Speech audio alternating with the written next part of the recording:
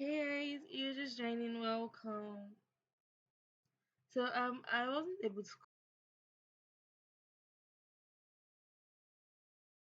go live yesterday, but today we'll continue with the Harvard the CS50 course that we had to put a break on.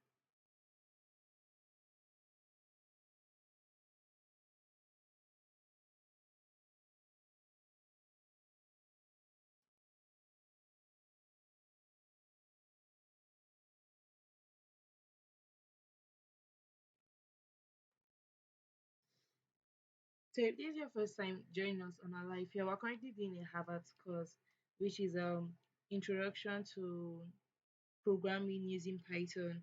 So if you're new to Python and you're not really familiar with it, then if you can just ask many questions. So far, we haven't really done much. We've just done the basic introduction and working with conditionals. So today, I think today is loop. I cannot remember. Let this stuff just load up so I can confirm. But I think today is loops that I'm supposed to be focusing on.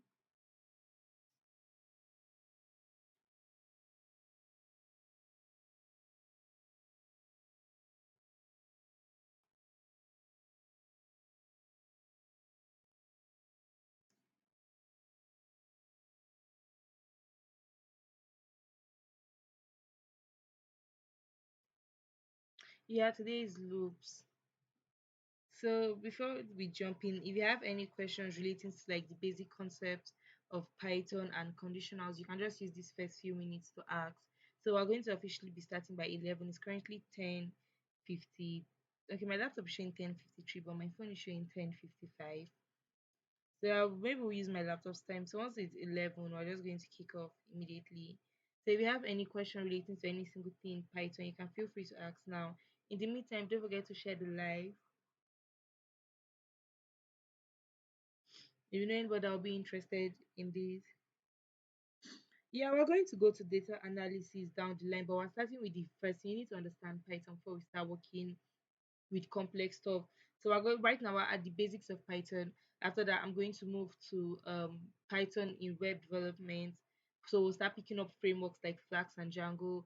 Then I'm going to jump into mathematics because there's a few like it's not compulsory, but I feel like if you want to have the best experience, there are certain topics in maths yeah you mustn't master, but you should have an idea of. So we'll go into that. We'll go into algorithms. We'll go into sorting all the stuff. So after we finish that, we're not going to jump into data science. So it's like hopefully by 2023, this year is already over. 2023, I want us to kick off fully. I want us to like have like an in-depth understanding of every single thing in Python. So whenever I'm about to start like a new topic, I would always update it on my profile. So you can just follow me here on TikTok, or you can follow me on Instagram or on YouTube also. So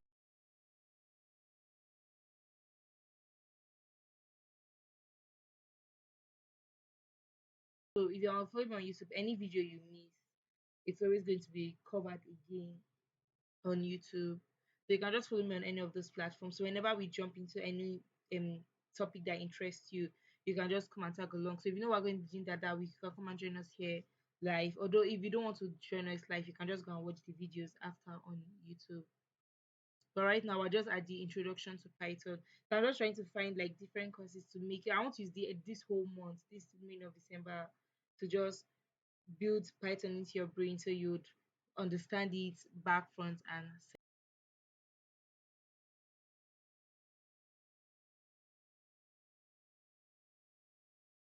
beginner. This is introduction to Python, so this is the beginner level. Next week we're going into advanced. Well, not next week because this is a 10-day course and we're currently just in day two. So well actually this is day three though. So we still have about I don't know 7 more courses left to go. So once we round up those 7,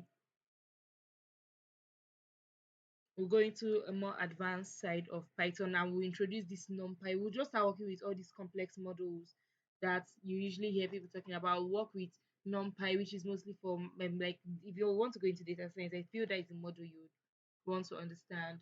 We would work with graphic user interface like models. There are plenty. So the only two we're going to pick up will be Tkinter and Why do I keep forgetting the name of this other one? I keep forgetting the name of the other one, but we'll pick up that one also. So just so the after this, you're just going to be mostly focusing on models, and we're trying, and we'll start building projects so you can have your portfolio set up by the time we're done with any single course. So if you want to use it and apply for jobs, you would have a portfolio already ready for you to submit to whoever is going to be um interviewing you.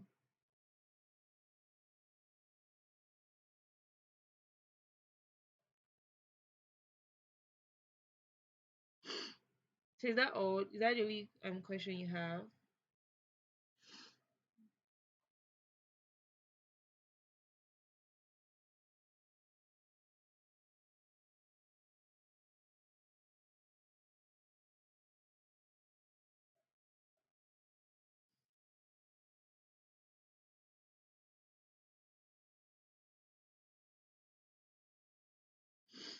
Just 4 more minutes to go, and we'll start off immediately.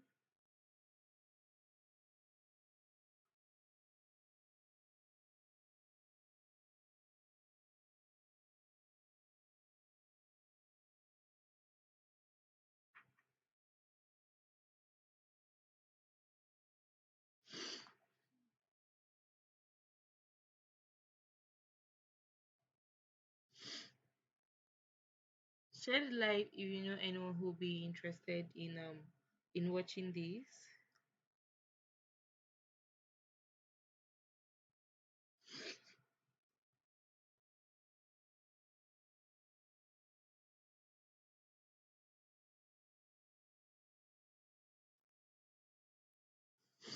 I feel seriously sick. Okay,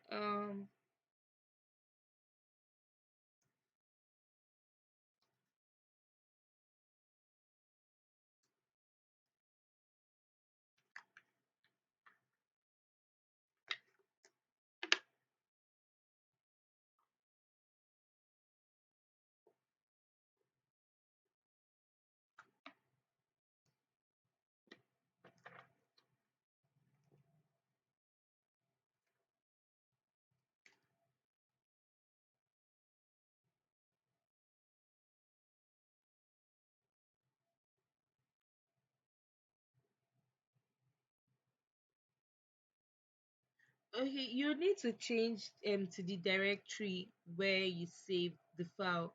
So if you are running a program on a text editor that doesn't come with its own terminal, you change your directory to the location where the file you want to run is, and you run it from your command prompt. I don't think Notepad plus plus has a terminal of its own, so you just change to the directory and you run it from there.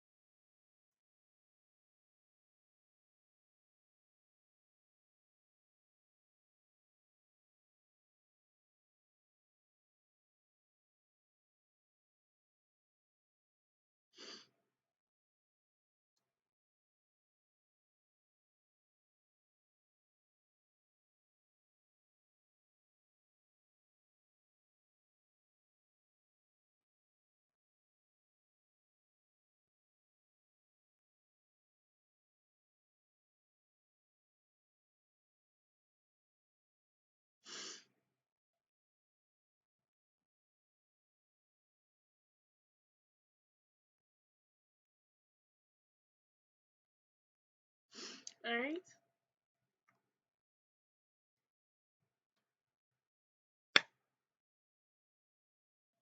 Okay, so just you change it for you to do something over and over again. So if you're familiar with any programming language of any sort, you would have come across the two main types of loops, which are the for loops, that is the most popular, and the while loop. But a lot of people don't know how to differentiate between for loops and while loops. So the for loop is usually used when you want to go through a given data, carry out actions through while moving through a given data. Whilst while loop is used when you want to run something as long as a condition is true. So let's see take an example on that. Alright, let's use I'm trying to look for which one I want to I don't even know. Okay, let's use this one.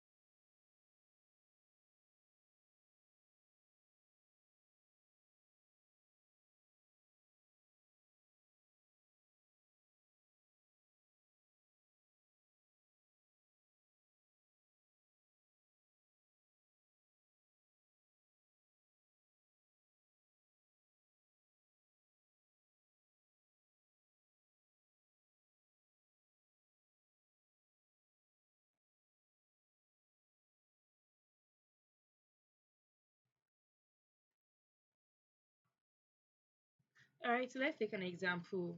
Let's work with the what do you call it?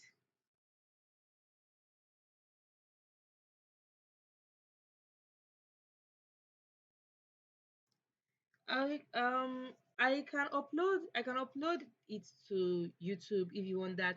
But the thing is the videos are usually large, so I wouldn't want to upload it unless I'm sure people are interested in watching it. Although I can upload this session to YouTube if you'd be interested in that. Alright. So let's take the first example when we're working with for loops.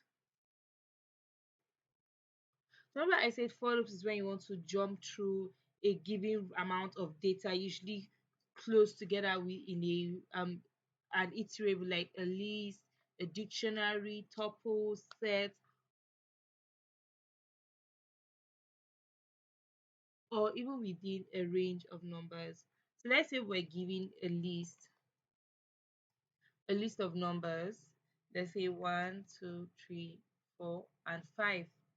And let's say we wanted to print out every single thing that was present in the list currently.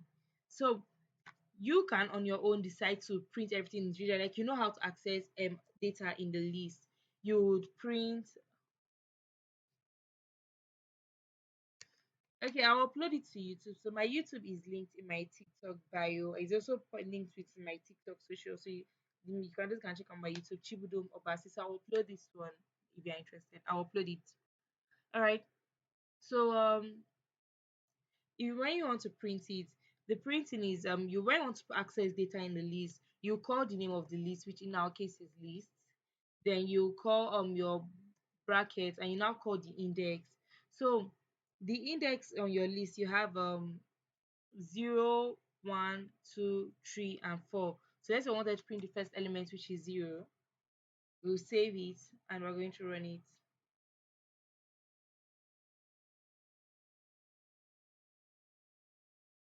Computed four things into the list.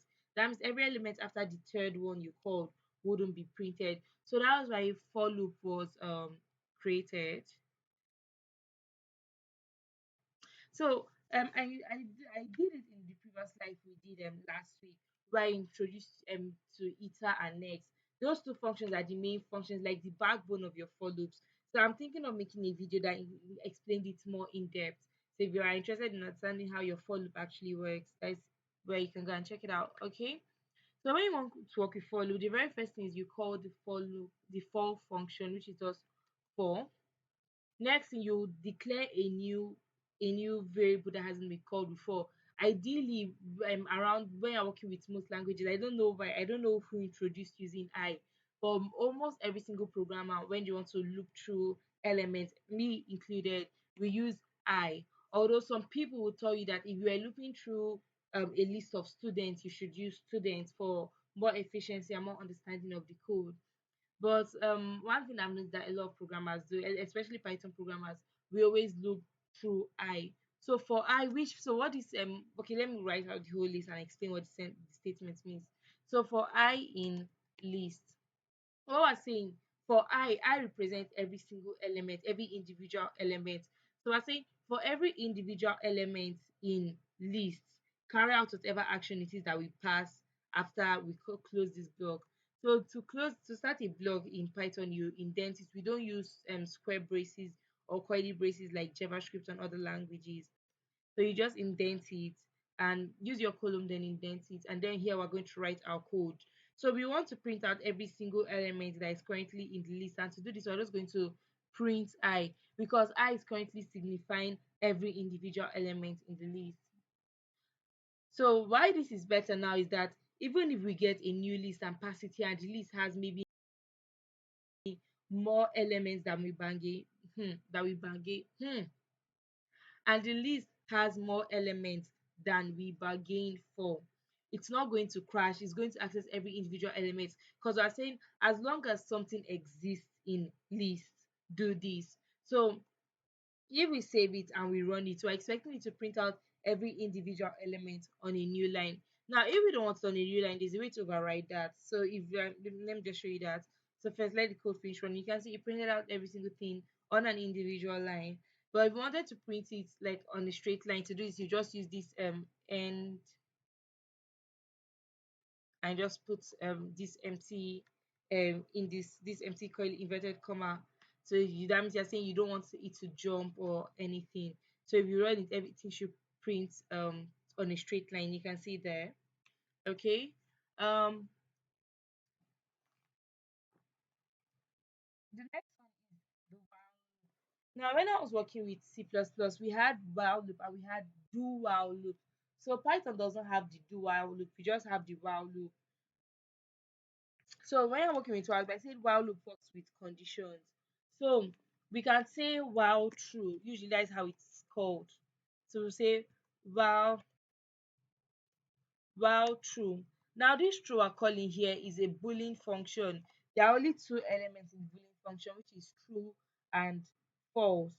So when you're saying while true, you can there are multiple ways to go about this. You can either pass in a condition. If you don't want to say, okay, let's pass in a condition here, since we're not working with complex functions. We can say we want to print from number 1 to 5. So we can say while I is less than while I is greater than 0, but it's there are different other ways to go about this, but it's less than 6, print I.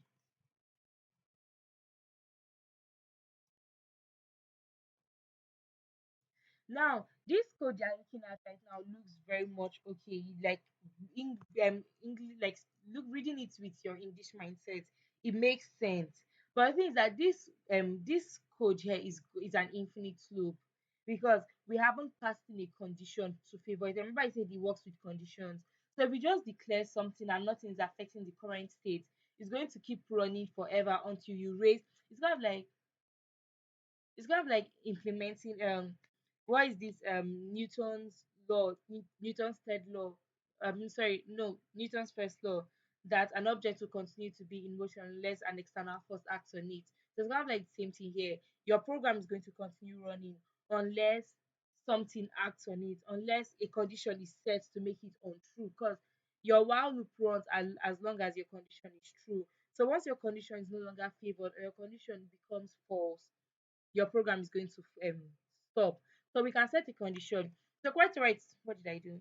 Quite right, we set a condition here which says we have set a condition here which says that as long as I is greater than 0 but less than 6, continue running. But I is equals, so let's call I is equals to 0.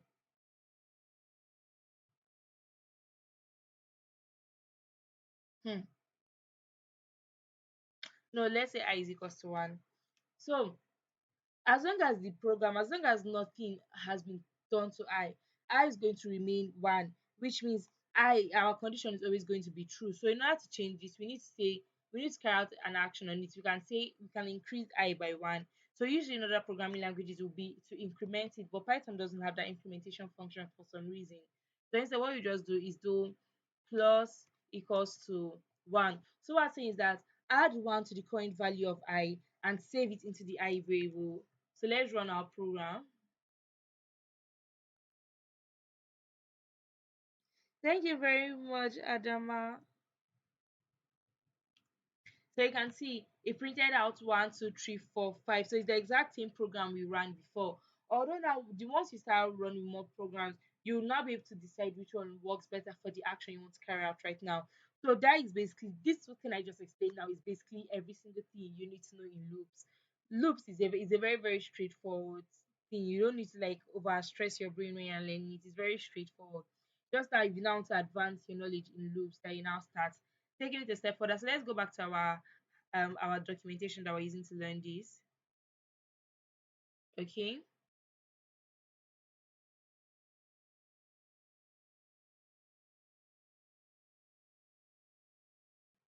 So I've already introduced you to while loops. I've said I've already covered the whole course. This life was very, very short. I've already covered the whole course. So that is what this I can there are multiple ways I would go about this, but depending, I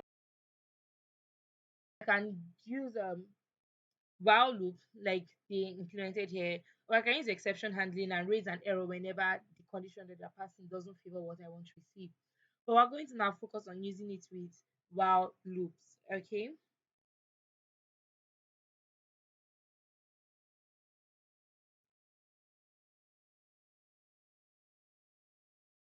All right. So let's say we want to receive an input from the user that is that is a positive integer, because maybe we want to add something or whatever. So we need a positive integer. So the way we would go about this, so remember earlier when I wanted to write, I was going to use the true. So let's call something to be true, even though I've not yet defined what is actually true or false. Let's call it using our while loop. So obviously, in a case like this, you can't use your for loop. Obviously, so that's why I was saying that even though you can use them to carry out similar functions, there are certain cases when a certain loop is more preferred to another. So say while while true, when you're calling booleans, the first letter should always be capital letter. So while true, don't forget to indent it. So we're going to now receive the input from the user. So since we want to increase, like I've mentioned by default, any input that is received from the user is in strings. But if since we want to work with numbers here, you have to change it to an integer. So you can either receive the input and change it after, or you can change it like for like this one's kind of like forcing it on the user saying you must input a number even on the program is not going to process and progress, or raise an error and crash your program. That's when exception handling will come in hand. But let's chill off on that for now. So let's take these as input. So we're going to pass int first, and then we're going to call our input function, which is just input. You can pass in a prompt here if you want. So enter here. I don't know, I've been using this enter here for some time now. So this prompt is just kind of like a guide so that the user kind of like a placeholder. So after we received this from the user, what if the user imputed something that was a negative integer? What if the user imputed the number we didn't want to work in? In this case, let's say we just want to work with positive integers. How do we catch all these errors and then let the user correct it? So the first thing we're going to do is actually passing our conditions. So we're going to start borrowing from the last course we did, the first day conditionals. I'm going to say if f is less than 0, or if 0 is greater than f, however you feel like going about that, indent it. So in Python, in not only Python honestly, in programming there are these two functions that usually work with loops. They are called while sorry, continue and break. So now whenever you call break, that means you want your like as the name implies, you want your function to go to a halt, you want your program to stop. But if you use continue, you're just saying resume as you were, continue. Basically, the name defines every single thing. So, since we want to receive an input from the user again, and our input is locked within the while loop. So if the function is less than 0, we want to continue it. So let's save it and run it now. So we just see what I'm thinking about. So let's input a number that is less than 0. You are going to see, as long as I'm passing anything negative, it's going to keep prompting me until I give them the right answer they want. So now let's pass in 5. Okay, I'm not passing anything sure that will happen after that. So let's do that. So now we're going to say else break. So this break is going to stop your program. So what I said, if the input is less than if the input is less than 0, that's if it's a negative integer, continue asking the user, prompting the user for a new input. But if it's a valid integer, then halt your program. Did you see that? Is there anything that I said right now that you don't understand? If you are watching on YouTube, leave all your questions in the comment section below. Okay, okay. Alright, let's jump into dictionaries. So I've been mentioning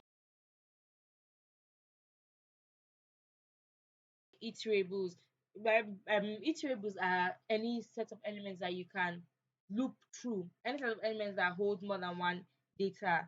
For example, lists, tuples, dictionaries, sets. Those are literally all the four. Or at least those are the only four I know because I don't think I've ever come across any other. So, um, dictionaries. If you are familiar with your normal English dictionary, the way the dictionary works, you look for a word, let's say apple. I would have opened the dictionary here, but I don't think I have a dictionary on my phone because on my laptop, because why would I? So you search for a word, let's say apple. You would never see apple appear more than once. What does that say? Um I've forgotten the word the term they call it, but like you can only have a certain like one key. So it's a key value relationship. For every individual key that is assigned, it has a value or maybe a group of values because you can pass in lists as your values, you can pass in strings as your values. But things a key cannot appear more than once. You also cannot change the value, like it's immutable, you cannot change the value of the keys. Um so let's define a dictionary. Let's call it I don't know, a dictionaries are enclosed in coily braces. What is happening to it? Okay. Now within these coily braces, this is where you now start calling your key values, key values, key values. Let's say we wanted to call a dictionary that was going to gain certain data for students. So let's say the first thing we want is the name, and the name of this particular student is Chibudom. Then let's say we wanted to define a dictionary that takes class. Don't forget your comma.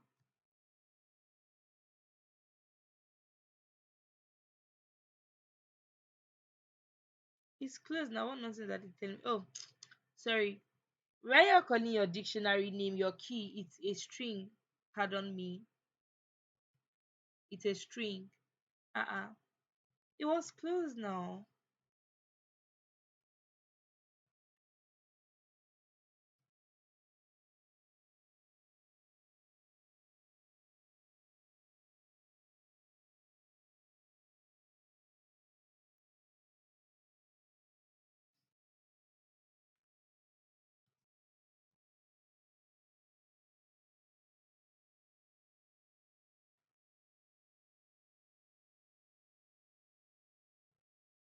Let's do this again. Name. For the name, what assigned to the name Chibudom. So what was the nonsense giving me error earlier? Next, let's say I want to get the class. Let's just say I don't know. Then I think this should be okay for now. So this is a dictionary. So this first side of the dictionary here is your key. Name is a key to get a whatever the name is. Class is a key. So it's not only here, there are many other ways you can apply it. So how do we now access data within your dictionary? So in order to do this, let's just call our print function. And as every other thing goes, you call the name of the dictionary that you want to access from. Then now there are two most ways to, or at least there are two ways to go about this. The first way is the name dot. Then you can now call the name of the string you want to access from. Huh? Can I remember? Can I remember? I'm sorry.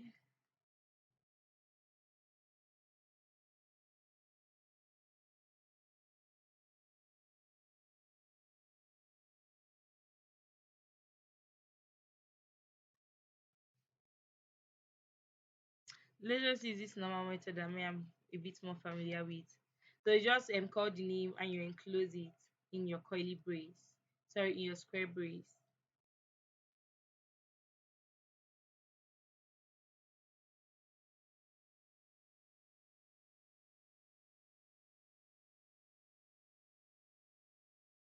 What is happening now?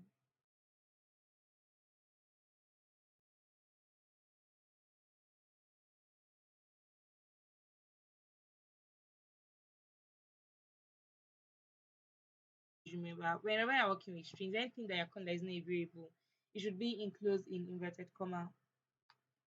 Okay. Um. Now I said you can pass in a list as your value for the key. So let's pass in a list and let's access the list. Why did P come here? Let us pass in a very small list. So now how do we access? What if we wanted to print this number two only? So this is how we go about this. It's very straightforward. So first thing you would look at, this is a dictionary. There's a video I uploaded on my YouTube, although I was using JavaScript to explain it. But there's a video on my YouTube that explains how what we're doing now. So this is a dictionary. So you're going to call the dictionary here.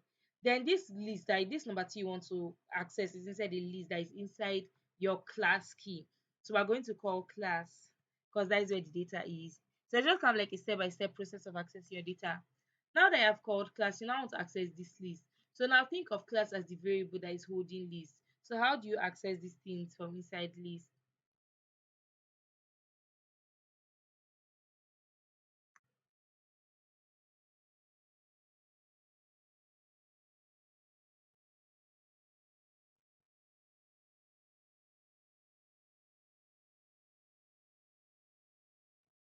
There you go. So you just treat your class the key as you would any normal variable that is holding it list and just access it that way as long as you have changed to kind of like think of it as going to a specific directory. Like if you had a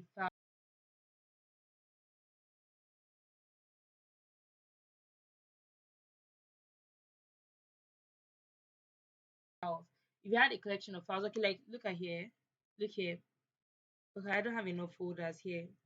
Okay, look at this test C, Python, whatever. What if I wanted to access this file? So currently this file is enclosed in a directory, this underscore py cache that is enclosed inside another directory called Python. So what I'll do first is to change to this main directory Python here. Then once I'm inside Python, I'm going to now access this second directory. And once I'm inside the second directory, I can now access the file I need. Okay, what else? What else? What else? Runs based on conditionals. And for loop is used to loop through iterables, while len is used to check the length. That is how many what do you call it? How many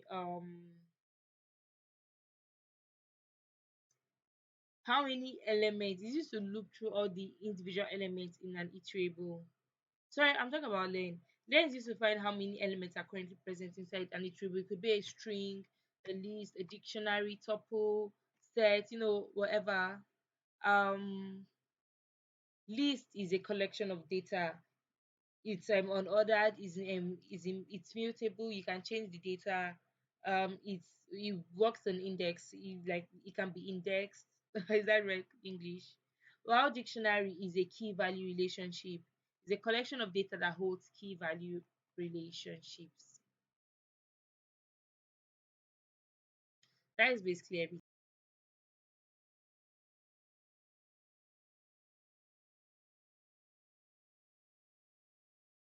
thing.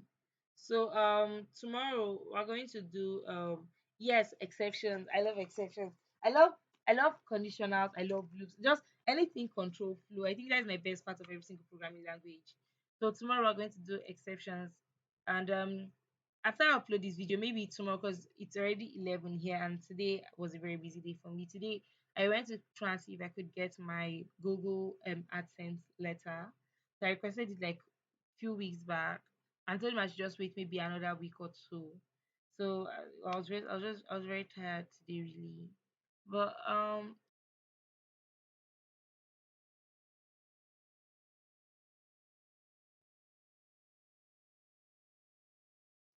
welcome. So sorry, I don't have to pronounce your name. Let me know what slander is. Sorry.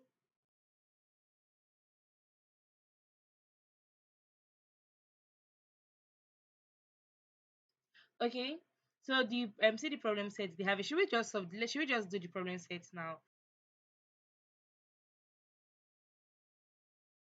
Camel case, Coke machine, setting up my Twitter, vanity plate, and nutrition factor. Let's open this camel case. Let's try attempting them. So let me open my GitHub quickly. Or should I? Oh no, no, no, we'll do that after the live. We'll do that after.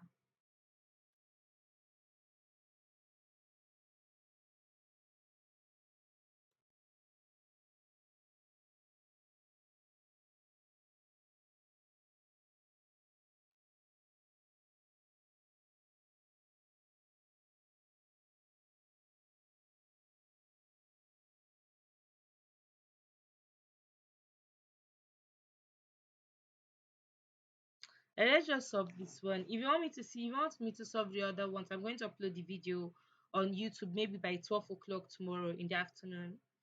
That's if I wake up early.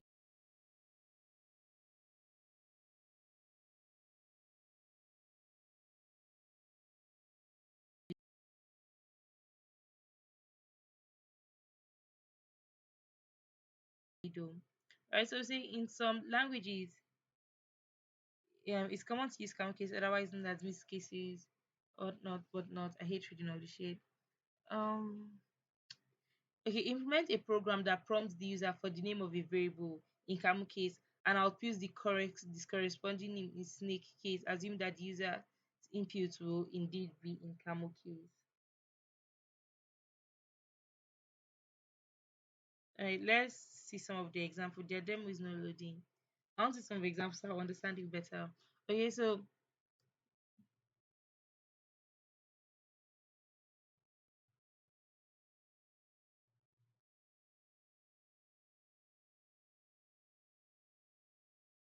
all right. So how can we go about this? Let's receive an input from the user. Hi. Let's receive an input from the user. Let's say name is equals to input. Then just give the user a prompt.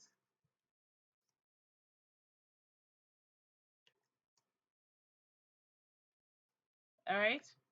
So now the next thing, so once to look, we want to check. So in Python, there's this thing called is upper. So let's say for I'm just trying for I in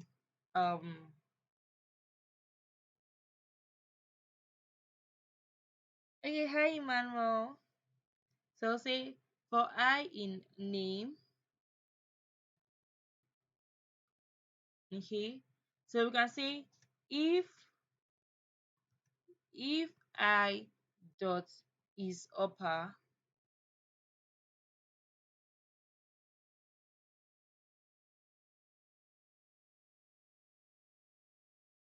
I swear I'm coming. Okay, I'm coming.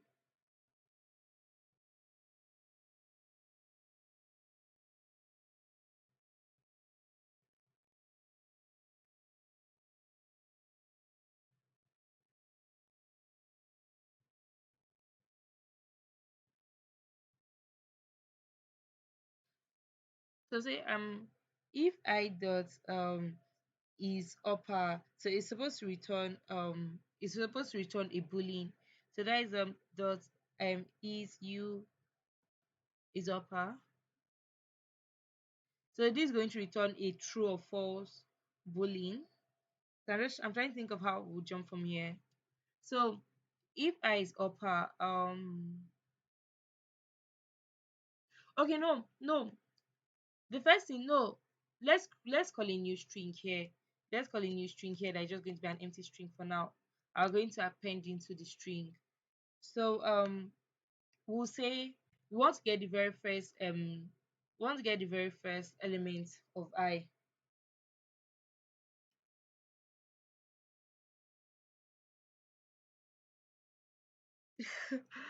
I'm lost honestly. Okay. Um let's say V is going to be equals to the first element of name.